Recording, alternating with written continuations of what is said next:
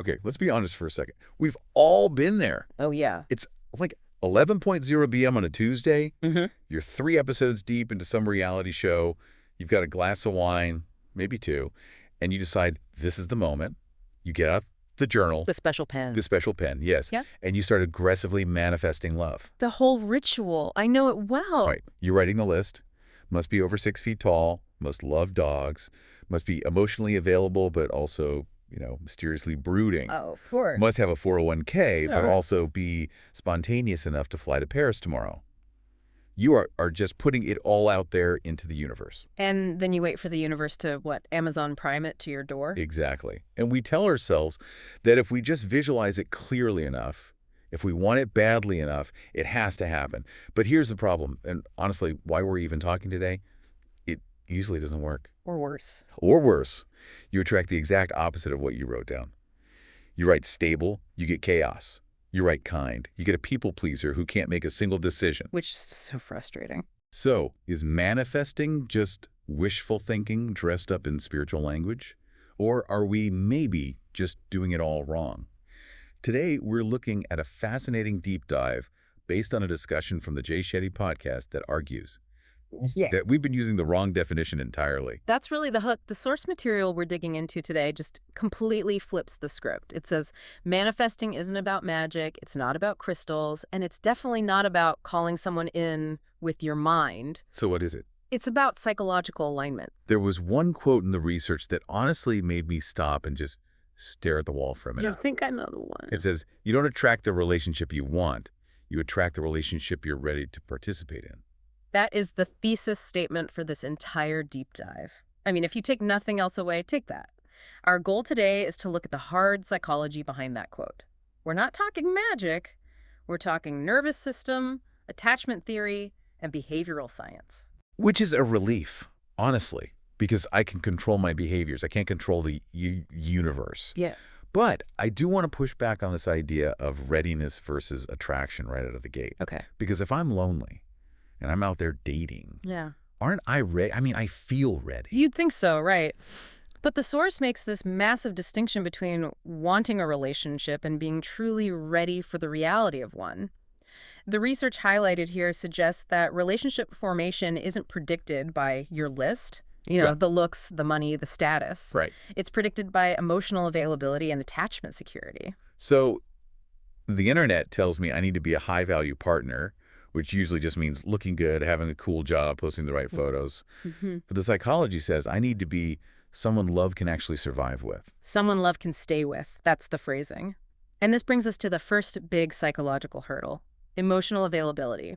The source breaks this all down using attachment theory. You're familiar with the big three: secure, anxious, avoidant. I think everyone dating in 2025 is legally required to know these terms, yes. But we usually use them to diagnose other people, don't we? Oh, he's so avoidant, he didn't text me back. Totally. She's so anxious she double texted. We love to diagnose the X, but the data here is about you. A huge meta-analysis found that securely attached people are consistently rated as more desirable long-term partners. And not because they're hotter. Not because they're hotter, but because they are consistent. They don't disappear for 3 days just to see if you'll panic. They communicate clearly. Okay, that sounds great on paper. We all say we want consistency.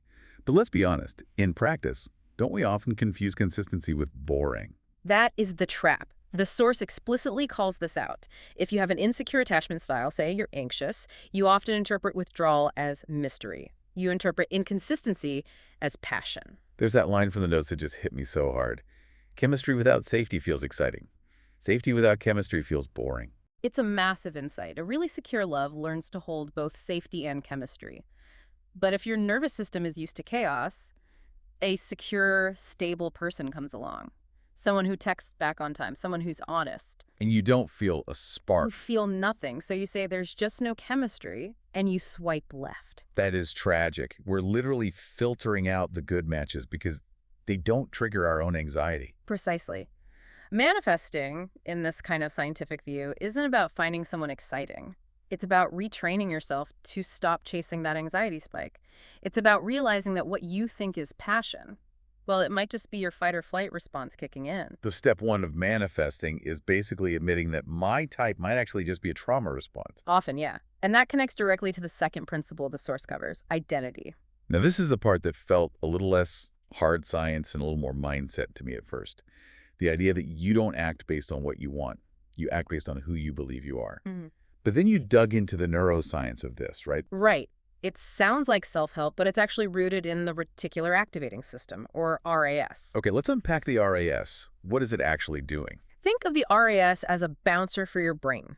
Your brain is getting bombarded with millions of bits of information every single second. If you processed all of it, you just short circuit, so the RAS filters it. It only lets in information that matches what you're focused on or what you believe to be true. Is this like the blue car effect?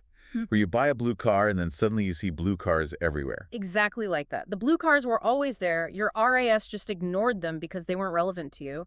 Now apply that to love. If your core belief is, I am unlucky in love, or everyone always leaves me. Then my bouncer is scanning the room for evidence to prove that's true. Yes, you will walk into a party, and there could be 5 perfectly lovely, secure people there. Your RAS will filter them out. You won't even notice them. But the one emotionally unavailable person who is going to break your heart. Your RAS lights up like a Christmas tree. There. That one. That matches the pattern. Wow, so we're just trying to win an argument with ourselves. See? I told you I was unlovable. Exactly. It's a self-fulfilling prophecy on autopilot. The source argues you can affirm, I want love all day long, but if your identity, your RAS filter, is set to, I am damaged goods, your behavior will always sabotage the desire. That is terrifying. Yeah. So how do we break that loop? Because, like, standing in the mirror saying, I am a goddess, doesn't change the fact that I'm still texting my ex. No, it doesn't. And the source suggests it's not about those verbal affirmations. It's an identity shift through behavior.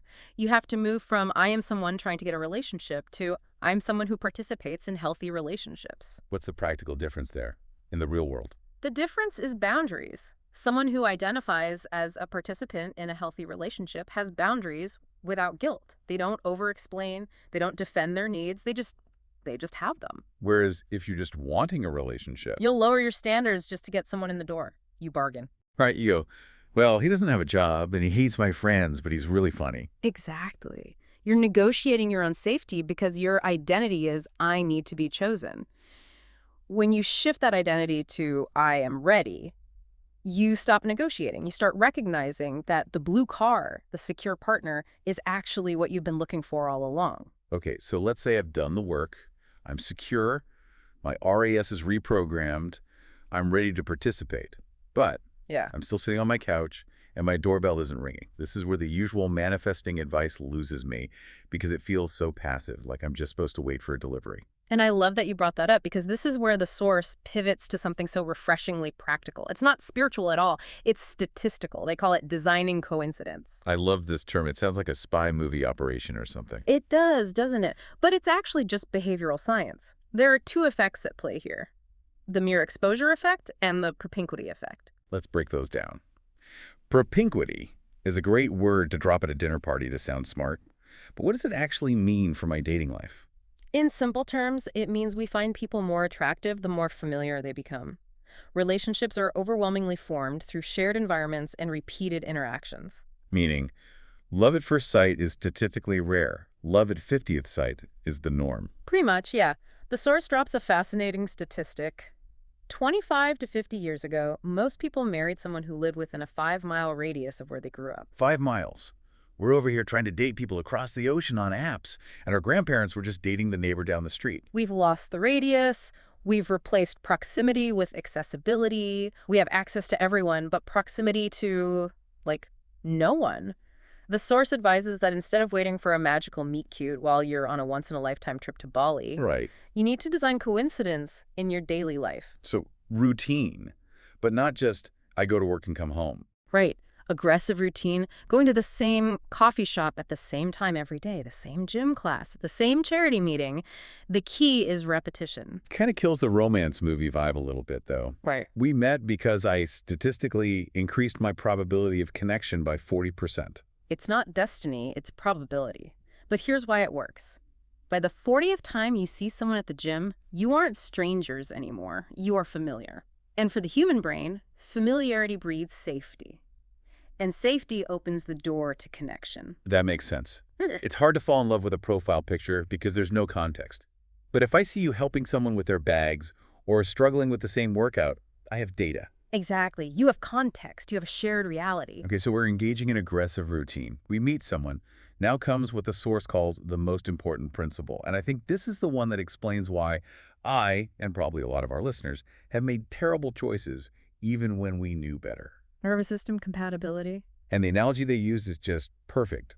Never go grocery shopping when you're hungry. It's so visceral, isn't it? If you go to the supermarket and you are absolutely starving, you haven't eaten all day, what happens? Oh, I buy the chips. I buy the frozen pizza. I buy weird things I don't even like pickled herring or something. Yeah. Just because it looks immediate, I overbuy, and I buy junk. Precisely. Yeah. You aren't discerning. You are desperate.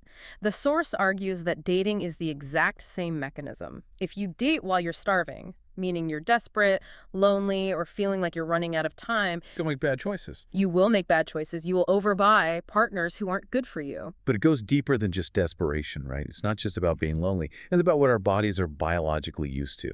This is where we get into polyvagal theory. Your nervous system is constantly scanning for safety. But, and this is the kicker, humans are subconsciously drawn to nervous systems that feel familiar, not necessarily healthy. Wait, so if I grew up in a chaotic home, Then chaos feels like home. oof, that explains so much. If you are used to high anxiety, a calm partner will feel wrong. They'll feel alien. Your nervous system will literally reject them. It will say, "Where's the yelling? Where's the uncertainty? I don't know how to do this." So if you're in a fear-based state, you'll be attracted to others in a fear-based state because your nervous systems, Yeah. they resonate with each other. Correct. The source says chaos can feel like chemistry. So true manifesting is actually about retraining your body to tolerate consistency. So how do we do that practically? Because my nervous system is pretty stubborn. You have to change the metric of a good date. The source suggests changing the question you ask yourself when you get home from a date. Instead of, did I get butterflies? Right. Instead of that, ask, do I feel regulated or dysregulated? Do I feel calm or on edge? That is such a shift. We're trained by movies to look for the butterflies. But you're saying the butterflies might just be anxiety? Often, yes. Real love, secure love, often feels like a deep exhale. It feels like peace. If you're constantly in a state of lack or fear, if you're starving, you will attract someone who validates that state. You have to eat before you shop. You have to find regulation within yourself through therapy, friends, hobbies, so you aren't looking for a partner to save you. Because if you're looking for a savior, you're probably going to find a project. Or a predator, or just someone who can't possibly meet that impossible need. Okay, so we've regulated the nervous system, we've stopped shopping while hungry, we're showing up at the gym every day, now we actually meet someone and we have to talk to them. The source makes a really interesting distinction here about communication, specifically between a standard and a defense. This is critical. A standard says, this is what I value. It invites people closer. A defense says, this is what I'm afraid of, and it pushes people away. Can you give me a real-world example? Because I feel like I blur those lines all the time. The source uses a great example involving Jay Shetty and his wife. Early on, she valued family time, and he valued service and work. Now, she could have stated this as a defense. Like, you work too much, or I'm worried you won't make time for me. Exactly, which puts the other person on the back foot immediately. It's an accusation. It's a wall built out of fear. Instead, they stated these as values to be respected. Family time is crucial to me. Service is crucial to me. When you state it as a value, you're giving the other person a roadmap to loving you. It changes the energy completely. Yeah. But I think the mistake most of us make, especially the cool girls out there, is we don't say anything. We just pretend to be chill about everything. Ah, the cool girl trap. You lower your standards early on to avoid loneliness. You think, I won't bring this up because I don't want to scare them off. I don't need labels. I'm easy. And then 3 months later, you try to erect a boundary, and the partner is completely confused because you've trained them to treat you differently. The source argues that setting a boundary early is actually a filter. If they respect the boundary, it brings them closer. If they don't, it pushes them away. And getting pushed away is a good thing in that scenario. Yes. That's data. You just saved yourself 6 months of heartbreak. There was another line I highlighted about this negotiation phase. Yeah. Trying to upgrade a partner isn't love, it's work. We love a project, don't we? But the goal isn't to convince a partner to value what you value, it's to find someone who respects what you value. If you're looking for a project, go renovate a house. Don't renovate a person. I feel like I need to tattoo that on my forehead. Don't renovate a person. But it really loops back to that first point about readiness. If I'm trying to fix you, it's probably because I'm trying to avoid looking at myself. Precisely. You aren't ready for a relationship if you're looking for someone to complete you. You're ready when you're solid in your own identity. Okay, we've covered a lot of ground here, and it's a lot heavier than just making a vision board. Let's try to distill this.